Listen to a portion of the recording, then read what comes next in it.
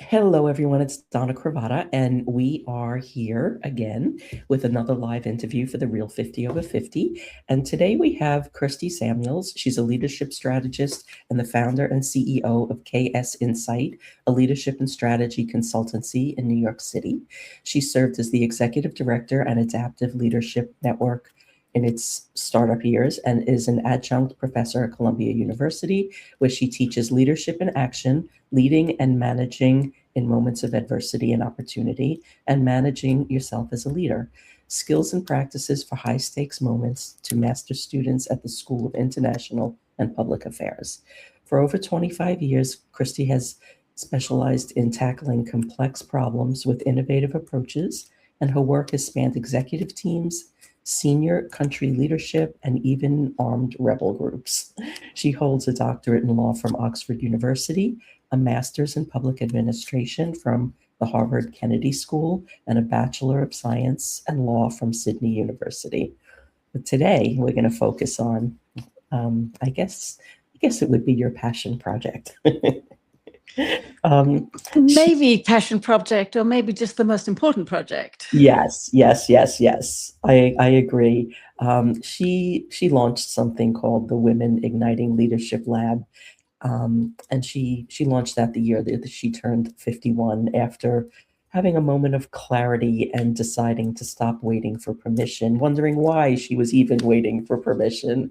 The lab is also known as WILL, and it's an immersive journey for women leaders who are ready to lead differently, more effectively, more intentionally, and with more support. It's not just theory, inspiration, and reflection, it's an actual lab where leadership mastery is practiced, tested, and ignited. Her vision is a world where more women are leading in senior roles and doing it in ways that reflect their values, their strength, and their intelligence, and is much needed. Welcome, Krista. Krista, I'm sorry, Christy. I have a client, Christy, and I was working with her all day today, so I'm going to flip back and forth.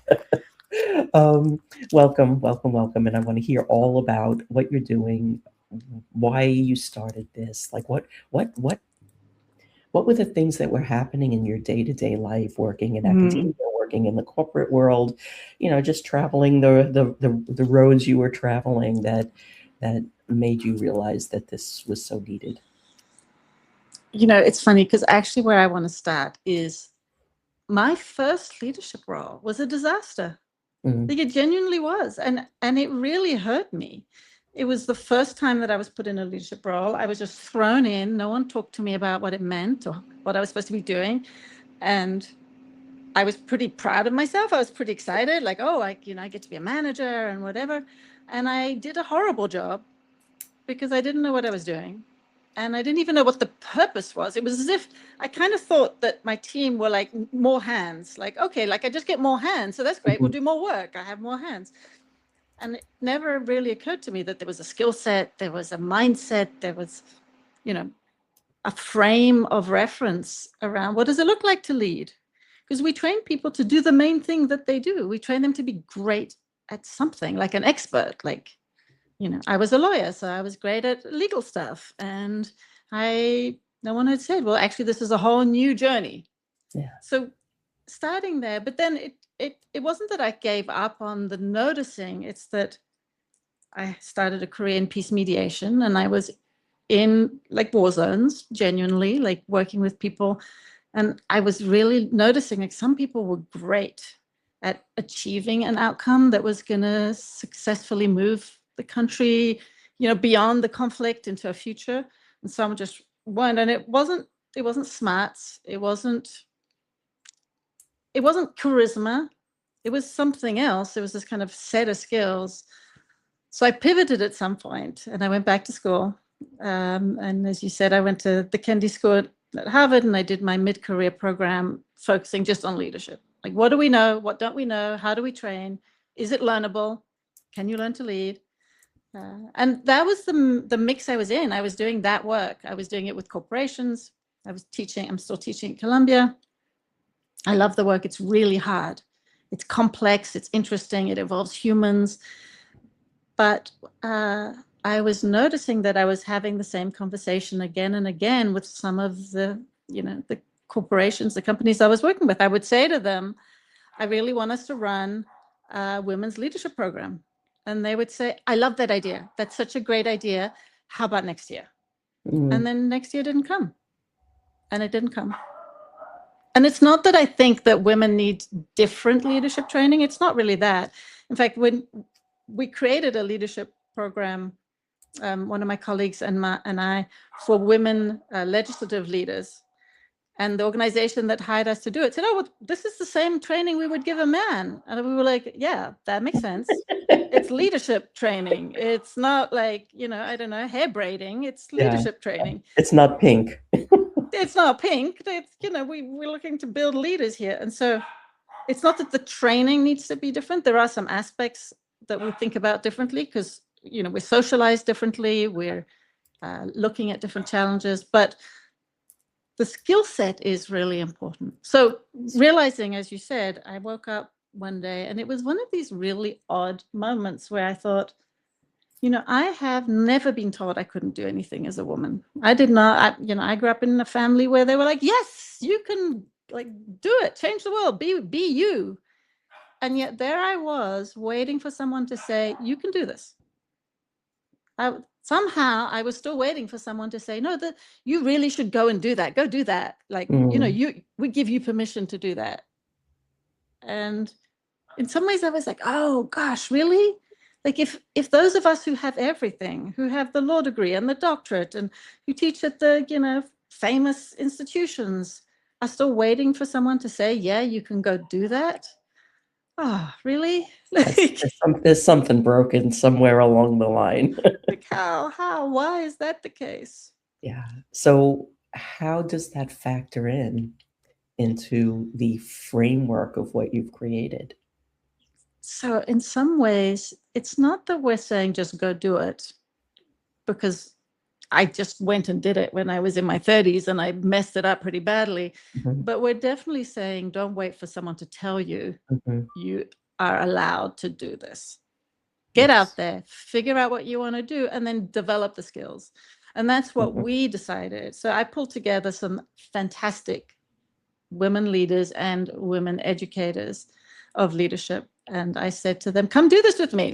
Let's do it. Why not? And so we created WILL, which, as you said, Women Igniting Leadership Lab. And the lab is essentially what is novel about our approach, because we're saying to people, you cannot hope women who haven't had the flight hours are going to be able to learn on the job in the same way that you could learn something else on the job, because the system judges you really harshly. So you cannot be put in a position of authority, fumble, and then hope that you can learn in the next iteration, or that they're going to still trust you, or, all figures of authority, all leaders have everyone's eyes on them anyway. And then really the standard is a little bit more extreme when you're a woman leader, because maybe they're not used to you, or they're not used to your style, or whatever it is. So we cannot have our women leaders just fumbling their way through if we want them to succeed. So we said, all right, let's create a space where we can train, where we can practice, where we can stand in front of the group that's upset with you and shouting at you and still be steady and still be listening and still be strategic, because it's not really leadership in the moment. Doesn't start in the moment. It starts in the training so that you're ready for the moment. Right? It's not like some magical thing, like put you in a difficult situation and, oh, you're suddenly going to know how to lead. No, we train for that. We train our firefighters to go into burning buildings so that they don't freak out. So this is what we were saying. Let's train and let's create the environment where we can train women in a safe but intense space to develop the skills we need to be excellent leaders. And as I said, in moments of high intensity, in moments of really important decisions, when the going gets tough is when you need that skill set. And that's what we want to train people to be able to do. Exactly. And that's where, the mishaps will happen, because, you're really on the line at that moment, and the pressure is there. And it's money, it's trust, it's credibility, it's people's lives. Yeah. And you can't make those decisions at that point without having deep training where you're Mhm. doing it from instinct, not just Yes. knowledge. And that's exactly right. I think that we had a whole series of years where we thought leaders were just born. And Mhm. there was just a sense like, oh, they're a good leader. They're not a good leader. They must have been born that way. And it's a misunderstanding of what we know about leadership, actually, because it is not the case that leaders are born. You might end up with someone who is charismatic.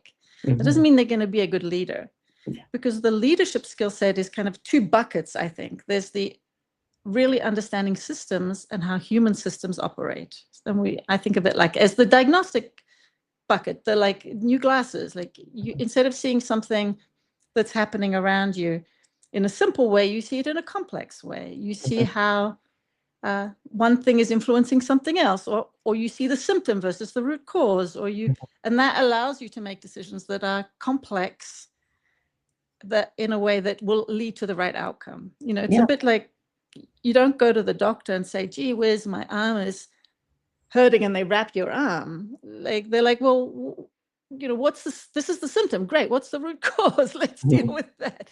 So that training to be able to understand, why is it that this system is reacting like this?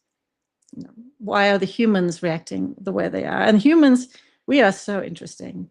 Humans are just fascinating. We press here thinking that it's going to do this, and actually it does that. You're like, well, what the, like people, some of our clients come to us and say, we're trying to increase motivation, so we're giving people more money. And I'm like, oh, that's never going to work. And they're like, why not? We're giving money, more motivation. I'm like, that's just not how humans work. Increase meaning, don't increase money. Like, it's not how we work. So there's like, okay, well, there's a whole thing here to learn. And then there's the holding yourself, because we as leaders come with all of our history and all of our baggage and all the things we've been told to believe. And sometimes we don't even know we're bringing that information with us, and it trips us up, and we don't see what we need to work on. So it's the two, right? There are skills that are diagnostic skills, and then there are managing yourself and understanding yourself skills. The two together is magic. Yeah, it really is. And there's so much um, that is left just not done with connecting people with their own strength, so they Mhm. understand how they can lead from their own strength, how they can um, get that part to become fine-tuned. So it's the part that helps them make the decisions. It's the part that helps them see how the systems connect. And that's what really drives everything. And that's so often left out from any kind of training Yeah. because they're doing the tactics. They're not Yes. incorporating the humanity of it. And the lessons we learn along the way are not necessarily the right lessons Yeah. either, which is so interesting, because you have to unlearn some lessons. One of Yes. the things that I realized recently, and this is kind of crazy for me because I have worked with executive coaches for decades, and I am an executive coach, and yet I can still find out new things about my leadership patterns. And so recently we've been playing with how we can use different AI tools to build new leadership capacities, right? So we've come up Mm, with this tool that I'm quite fond of, because I discovered something new about myself using it. It's a tool that we're putting a series of scenarios that would be uncomfortable, and then we're asking you to notice what would your first instinct be. So one of the mhm, scenarios, for instance, is like you're on a call with your team, and one of your clients is on the call, and they get really upset, and they start shouting, and they claim that it's the fault of your team that things are not working. So like, oh, all right, we're like, what do you do? How do you respond in that moment? So we have this tool now, and it allows you to go through a bunch of scenarios, and then it looks for you at what is your initial instinct on how you use your authority, because mhm, essentially that's what you're looking at, right? So I did this tool. I helped design it. I ran it, I did it, and I looked at the result and I was like, what is this? It's saying that I don't stand in my authority. I don't feel confident using my authority in moments where it's going to be upsetting to others in the system. It's like, that's odd, right? I'm a powerful person, right? I run my own firm. I've worked in conflict zones. That's odd. And then I was reflecting on it, and I was thinking back to the first time I was squashed as a young woman speaking up in a meeting where I was amongst much more senior people. And I spoke up in the meeting, and I was pulled aside afterwards, and I was told that was inappropriate. What you said in that meeting was not helpful, and it made me embarrassed. And this was the leader of this meeting that said this. And that shaped how I showed up for 20 years afterwards. Yes, that's what happens. How terribly insane is that? And it was not mean. It was not badly intended. It was definitely their perspective, right? I was junior. I should have maybe figured out how to intervene more sophisticatedly. But there it is, 20 years later, shaping how I show up as the leader of my own firm. Can we speak for a moment about how AI reflected that back to you? Because this is exactly the work that I do. Mm-hmm. What I do is I help people reconnect their stories through using AI tools to help them find the patterns in their work over a series of different careers or different pathways, or just because we forget what we did. Oh my We don't gosh. think about that. We're thinking about what's next. So I help them reconnect the patterns of their own history. And it's so interesting that that was what reflected it back to you.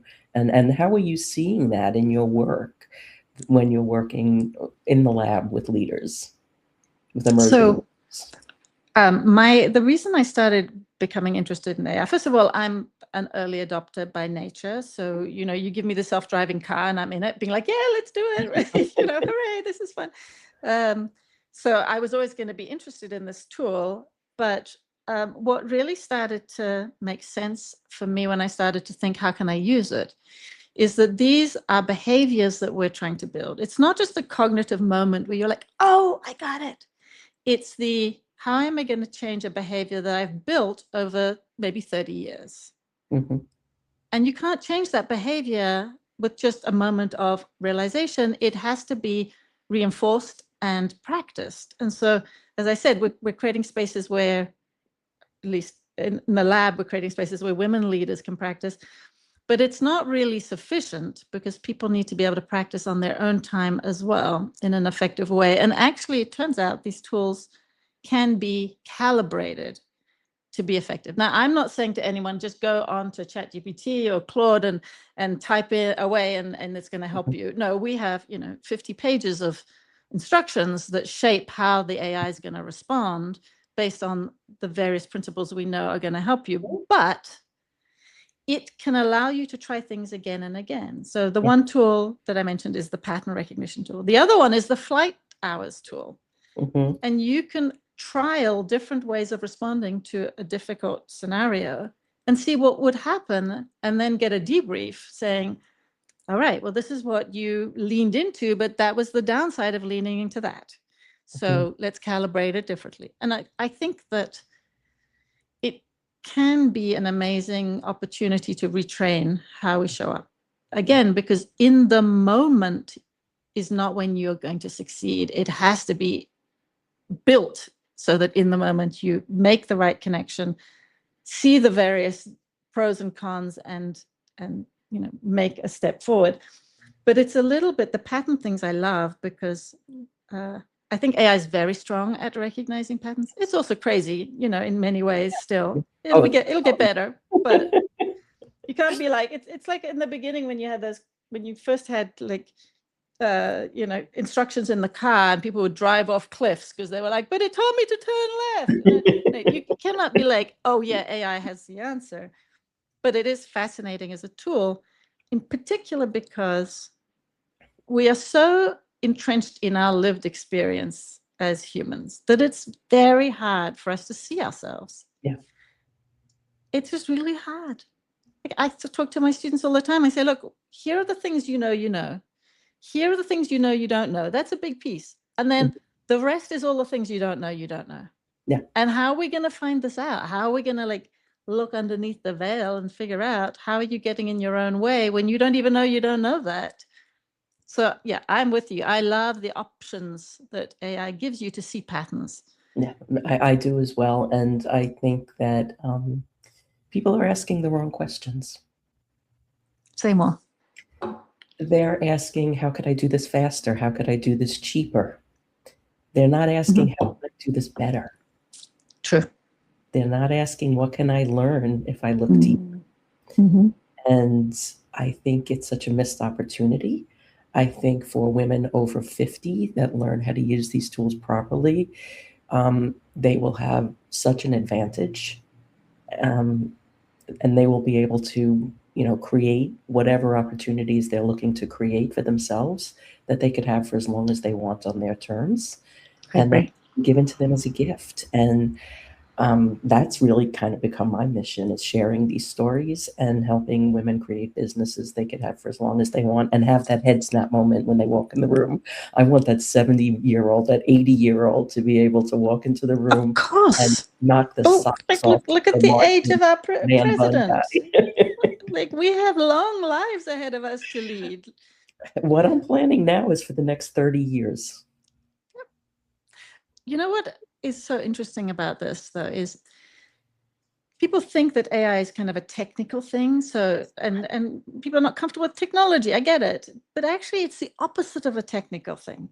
It takes away the technology piece of things that I couldn't do before. I couldn't code. And I used to look at coding and be like, I don't know what this is talking about. But it turns out I don't need to learn to code. It turns out I don't need to learn a whole lot of technical skills because AI steps in between and makes that possible. I see the future right now as a renaissance future, like the capacity to do amazing things in small groups or as solo entrepreneurs or as small organizations that in the past needed all of this technical skill set that you had to pay a lot for, are now able to try things just because that's what their passion is, or that's their interest. They're curious. And I think that the skill set that people are missing is the skill to ask better questions. Yes. But I have to say, Donna, I still feel a little concerned when I look at my 12-year-old son and I think, well, what are you going to do for a job? Yeah. Like, what is that job going to be? Because what AI is amazing for is if you have the expertise and the experience, the AI is perfect. If you don't have the expertise and the experience, you're flying blind because you don't know if it's telling you stuff that's useful or not. Oh, my son is 23. He graduated college last year. And while he was in college, he was working in a bar restaurant. And so he got people skills doing that. Yes. And then he just a couple of months ago started a real job, and he's doing customer service. And he got the job because he was working in a restaurant, and they figured he would know people. And at first he was a little freaked out by the whole thing because he's an artist and he's like, is this it? Am I doing this for 40 years? I said, no, you're going to learn people and you're going to learn how to ask questions. And I think the combination of being able to use the tools for good purposes, not for faster, cheaper, and being able to understand human beings that's the combination that is what will be successful as we move forward into this world that we don't even know what it is. Because it's that combination of being able to track the humanity and track the technology and bring it together. It's never going to be one or the other. It's going to be the person who could bridge the two is going to be the person that's successful in anything that they do. And it's going to be every single industry because it touches every industry.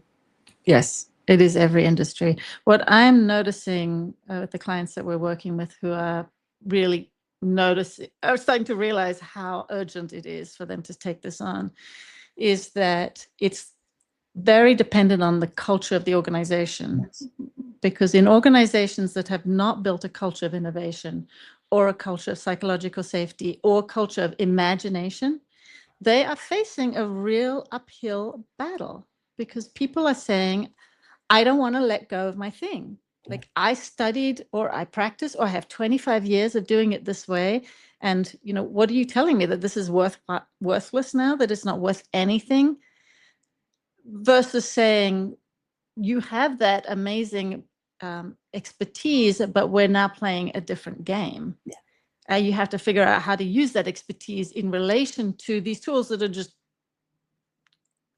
absurdly fast. It's fear. It is fear. And it's very, very scary for leaders looking at their organizations right now saying, we have built an organization that's an execution-based organization. We're very good at doing what we're good at doing. But we haven't built an organization that is a learning organization. Mm-hmm. So how do we iterate? How do we try? How do we lean into this thing that's coming at us? It's a tsunami. Yeah. And they're often not asking the right questions either. No, they're not. They're not thinking about tightening their processes and their systems to be able to educate the tools to work for them. Yes. Yes. What they're doing is they're looking to replace overhead, Mm-hmm. and they're looking to save money. And they're thinking about it as a technical thing. So they're delegating it to their technical teams, to their head of IT, and they don't have the right skills. And Or it's they interesting. delegate it to HR, and HR doesn't have the technical skills. Yes. It's got to be across the board because it touches everything. Like when I was working in law firms, I started at the very beginning of word processors in the mid 80s. Right. And like one of the jobs that I had along my very long path there was training legal secretaries how to do billing. Mm-hmm. And they freaked out. I mean, some of these women had been doing this since like the 1950s, I mean, they were just freaked. They still had their typewriters on their desks because they couldn't let go of them. And I just explained to them, I said, you don't realize how empowering this is, because now you're tied to the money. You're doing something that brings money into the firm. You're not just coming here and being paid for 8 hours of your time every day. And that didn't win everybody over, but some people really thought differently about it after that, because they recognized that their position, which had no power at all, now had power because they were tied to money, and it was contingent upon them to get the bills out of the door to get paid, and that changed. It's changed the way they sat in their chair. They were different after that, and that taught me so much. And like I bring that to this now. Like I'm teaching people how to use this tool that is not what they expected, and their first immediate reaction is, it's going to take away what I do. I'm going to be irrelevant. How am I going to live? And when that faces you when you're 50, 60, 70 years old, that's scary. Of course. That's scary. And whether it's a corporate environment or an entrepreneurial environment, displacement is displacement. And turning that into an empowering experience, I think, is the thing that's going to make a difference, because then people will be open and curious to whether they're doing it from like the practitioner level or the leadership level, to be more open and innovative in how they use the tools. I think that we just don't know yet what this will look like. No, we don't. And that means that, first of all, we have no choice. It's not like we can say, no, we're closing the door to this. This is coming. It's whether here. Whether you like it or not, here it is. A bit like globalization. Many people were like, no, I refuse to be part of globalization, but it came anyway. So here we are. We have to make sense of it. But the other thing that's so interesting is that because there is no way to know what it's going to be, any decision that is made that is like a final decision is wrong. Like I've seen firms take 6 months to decide on which AI tool they're going to use. I'm like, that's not going to help you, because all of these AI tools are evolving so quickly that the one you choose today is not going to be the right one for you in Tomorrow. 2 weeks. Like, oh my gosh. Yeah. But it's still, the tendency is to treat it as something that we need to, Yeah. that we can do on the old timeline, essentially. And I lived like you in a way. I lived through the big overhaul of the legal industry when we, when we went from, I used to sit with boxes Yeah. in basements, trying to Yes. use my eyes like scanners. Like, is there a keyword in these documents? I mean, impossible, right? A youngster just sitting there for 15 hours a day. And then it all changed. Suddenly everything was digital. Suddenly all of these jobs that had been part of our day-to-day was no longer part of our day-to-day. The legal industry is interesting in how it evolved to address the digitization kind of massive change. But anything that they learned, they still had 15 years to live through it. We don't have that. AI is 1, 2, 3 years. This is big change very quickly. It is very, big very change. fast. It is. And the legal industry doesn't like to change. I mean, I remember being in a meeting where somebody said, well, this worked in 1947. Why would we change it? Yes. I still remember when we had the conversation about whether women should be able to wear pants in court. Oh, I was sent Right. home for wearing a split skirt and no stockings. Right. I was like, really? I was like, this is what I have to do today. I ran off this list of very important things I needed to do. And I said, and you're going to send me home? Yes, it does not change willingly, but the firms have changed because they had to. No one's doing stuff by hand that is digitized. But yeah. It's going to be interesting. That's guaranteed. I think we can't avoid it. No. So and we I think have we to just need to figure it be out. flexible and open and just ask better questions. Listen. I mean, people don't listen. No. And I think that that's going to be more and more important as things move so fast. Yes. What I think is going to happen is the leadership skills, the true leadership skills, are going to become even more important. Like, we do not train our leaders typically. We just allow them to fail or succeed by luck. But if we keep doing that when so much of the technical work essentially will be picked up by an AI tool, then we're really putting people at a massive disadvantage. And it is a skill set. It's a whole category of difficult to learn skills that we need to train people in. And the tools are just going to do what we tell them to do. They're tools. Yes. So if what we're teaching these tools is bad leadership, we're going to get bad leadership at scale. Oh, yeah, exactly. I mean, already my clients often tell me, oh, I checked with ChatGPT how to say that or how to phrase that or what email to send. And I'm like, but you realize ChatGPT tries to read your mind and give you what you think you want, right? Because that's what it's doing. So depending on how you formulate your question, you're going to get an outcome that matches your formulation. So if you're frustrated and you want to fire the person, it's going to end up encouraging you to fire the person rather than encouraging you to see the system and understand, why is that happening? And would it be any better with someone else in this role? Probably not, but it's not going to have the capacity to do that. So No. When ChatGPT first came out, I was already dabbling in AI, and I just stopped for a little bit because I said there's two things I need to be clear on before I step into this. One is, who do I want to be in this landscape? I don't want to be the person that did something else for 15 years and now all of a sudden I'm an AI expert. I'm not. And who do I want to learn from? Because I don't want to learn from the person that was doing something else 2 years ago. And I figured that out, and then I went in and I was going to create AI on training wheels. And this was before custom GPTs. I was going to build that whole thing out easy. And I got about a month into that and I said, this is a disadvantage I'm creating because I'm not teaching people how to interact with the tools. Yes. So that's what I changed my stance to, is teaching people how to interact, like giving them starting points. And, and then build that relationship. Learn how to talk to them. Learn how to identify when it's taking you down the wrong road. Because what happens if you're this much off base, it quickly Mhm. becomes this much. Yes. Yes.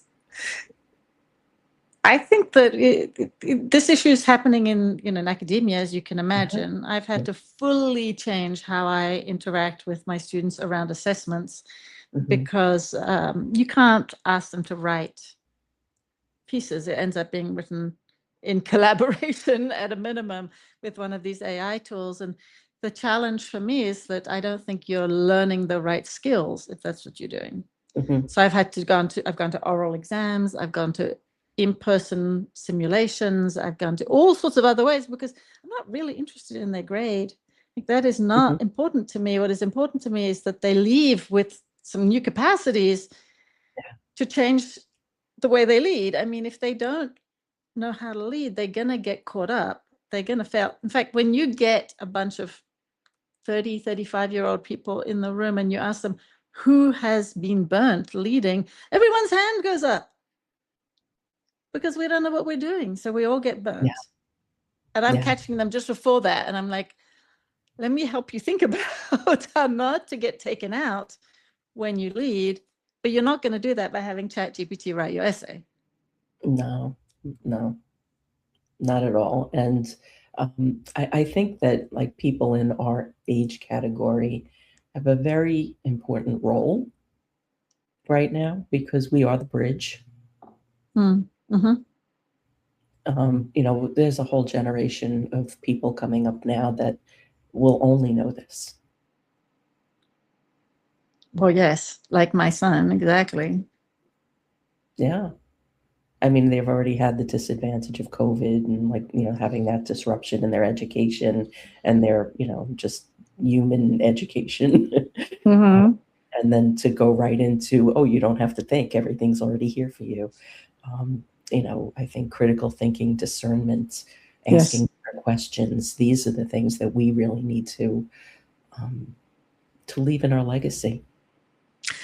I ask my students, I'm like, are you arguing with your AI? Because you had better be telling it that it's wrong and to try again and to find something else and to document it and have they says it sort of, you cannot let the AI do this like trundle along on its own. It doesn't know what it's doing. It's so funny. One of the things that I teach people, we actually have like workshops that we do around this. It's sparring with AI.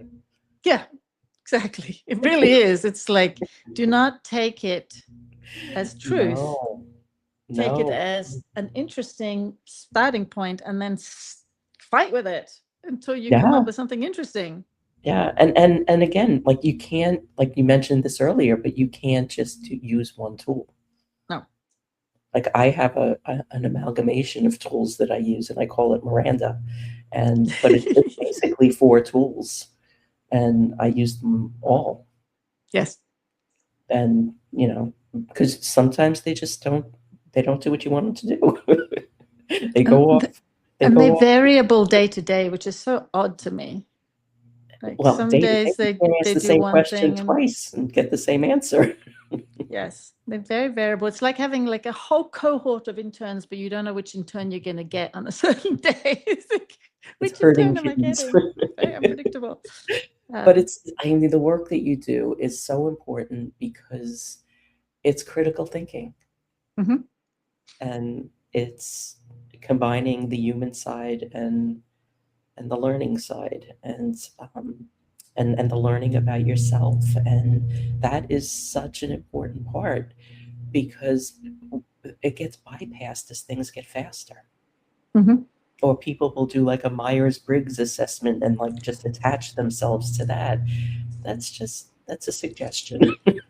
I have a very strong opinion about these assessments, and it's not positive.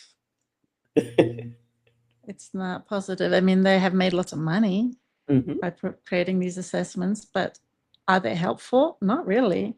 They are helpful in this one important way, which is they allow people to be more comfortable talking about things that they would not normally talk about.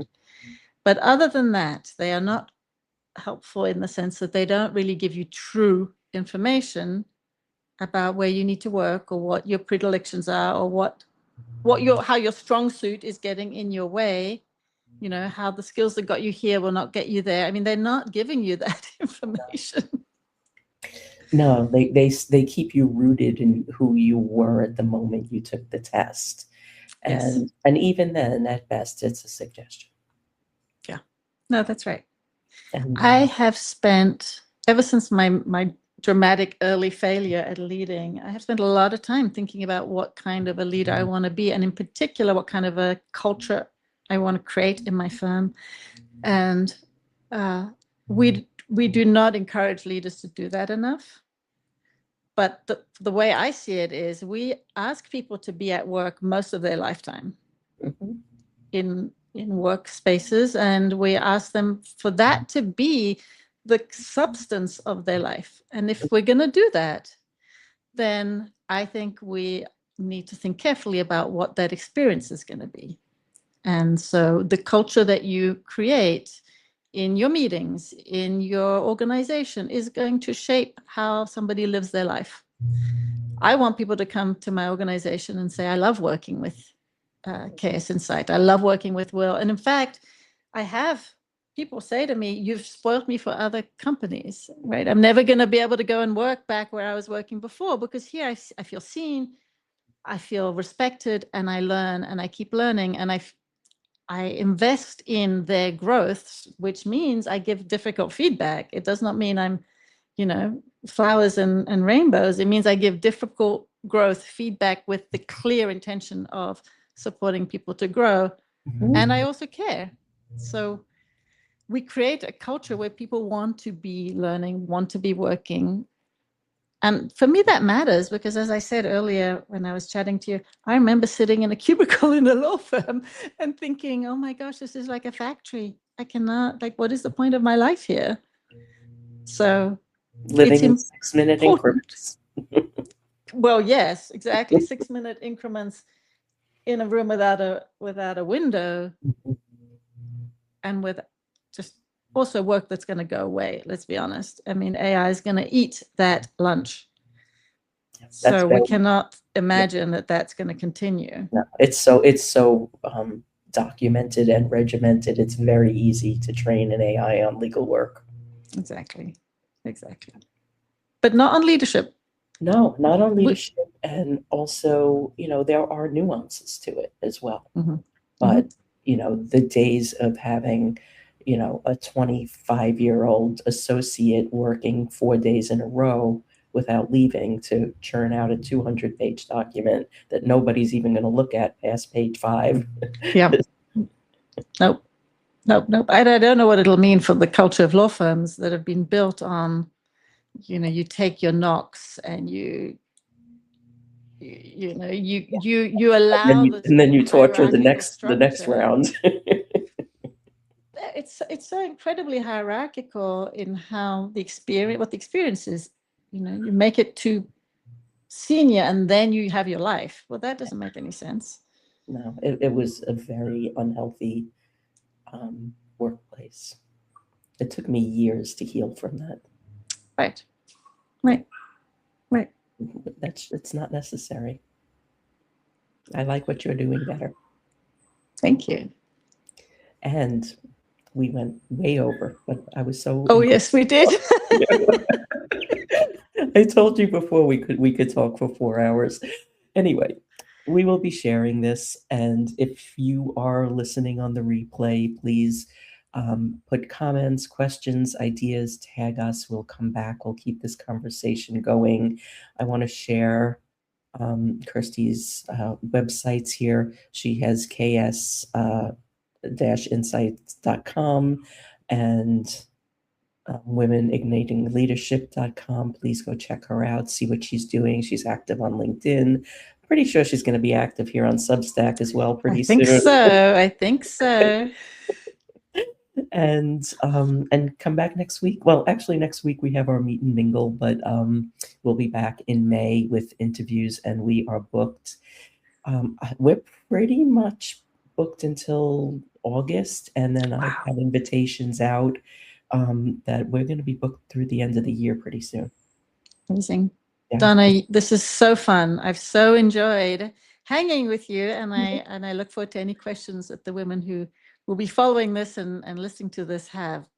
Yeah, I'll be sharing it all over. So when you get your Substack, make sure I have the link so I can share Yes. and tag you in all of the little snippets I pull.